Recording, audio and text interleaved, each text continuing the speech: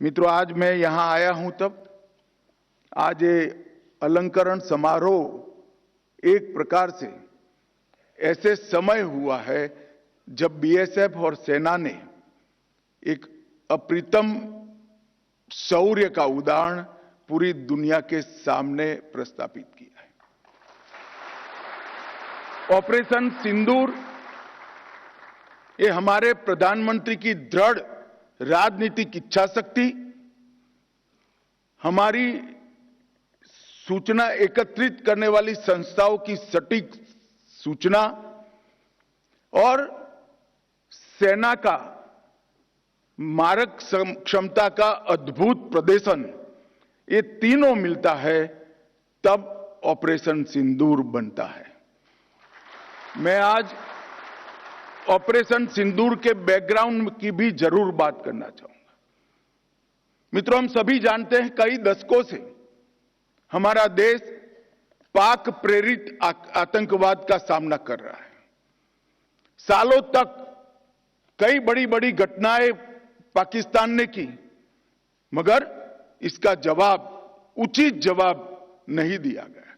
हम संरक्षात्मक काम करते रहे, हमारे लोगों की जान बचाने के लिए बहुत अच्छा काम हमारी पुलिस, सेना, बीएसएफ सबने किया, मगर कभी भी उचित जवाब नहीं दिया।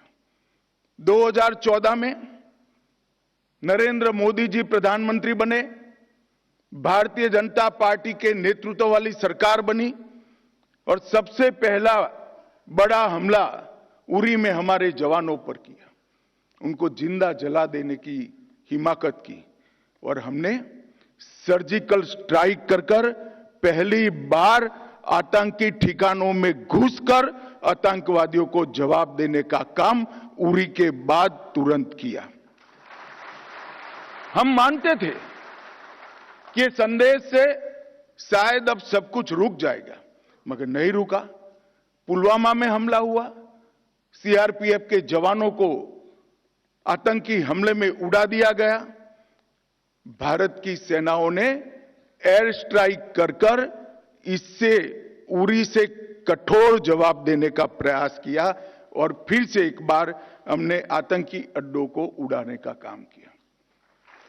और उसके बाद पहलगांव में इंतहा ही कर दी।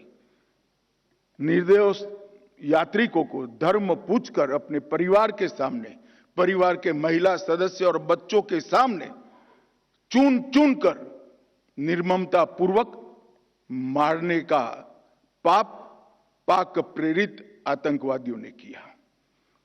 और उस वक्त हमारे प्रधानमंत्री जी ने उनको कहा था, बिहार से कहा था कि इसका उचित जवाब दिया जाएगा और ऑपरेशन सिंदूर ये उसका जवाब है।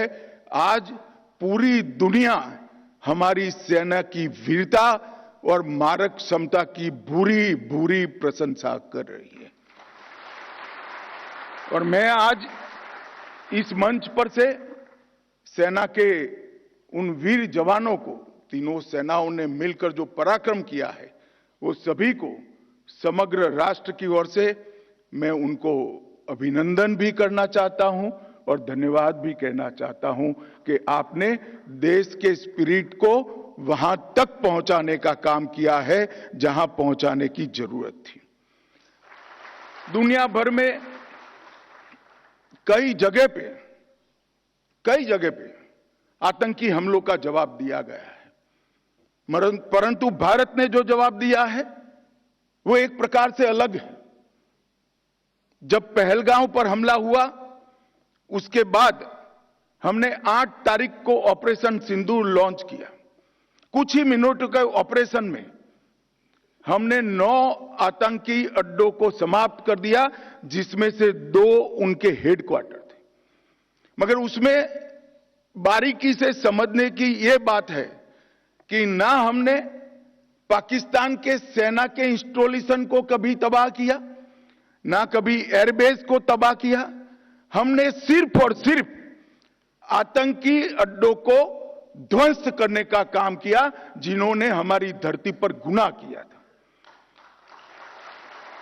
मैं फिर से एक बार कहना चाहूंगा, ना हमने सेना के हवा अड्डों को, स्थापनाओं को छुआ, ना उनके एयरबेस को छुआ।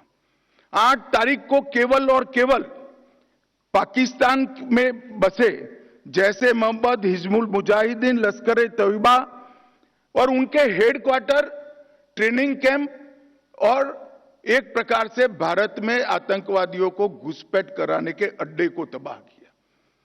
हम मानते थे कि इतना इनफ है और हमने तो हमला आतंकवादियों पर किया था, मगर पाकिस्तान ने साबित कर दिया कि जो आतंकवाद यहां पर है वो पाक स्पॉन्सर है। आतंकवादियों पर किए गए हमले को पाकिस्तान ने अपने पर किए गए हमले में मानकर 8 तारीख के बाद हमारे देश के सिविलियन सान, हमारे सेना के संस्थानों पर हमला करने का साहस किया, दुस्साहस किया। हमारी एयर डिफेंस सिस्टम बहुत अद्भुत थी, कुछ बिगाड़ नहीं पाए। और जब पाकिस्तान की सेना ने हमारे सिविलियन स्थानों और हमारे सेना के स्थानों पर हमला किया, इसका प्रयास किया, 9 तारीख को भारतीय सेना ने उनके एयरबेस पर हमला कर एक प्रखर और कठोर जवाब देकर उनकी मारक क्षमता, हमारी मारक क्षमता का परिचय कराया और उनकी एयर डिफेंस सिस्टम को भी खोखला साबित करने का काम किया।